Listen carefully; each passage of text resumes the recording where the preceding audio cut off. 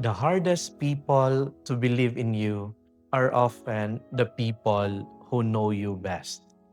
In today's gospel, Jesus goes home, not to strangers, but to neighbors, friends, and family.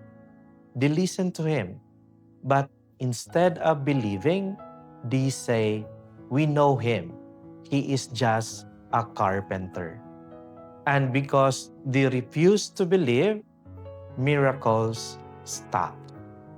Not because Jesus had no power, but because their hearts were closed. This is the truth. God often works through what is familiar, through ordinary people, through simple moments. But when faith is missing, grace has nowhere to land. Today, choose to believe again. Open your heart because miracles still begin with faith. Amen.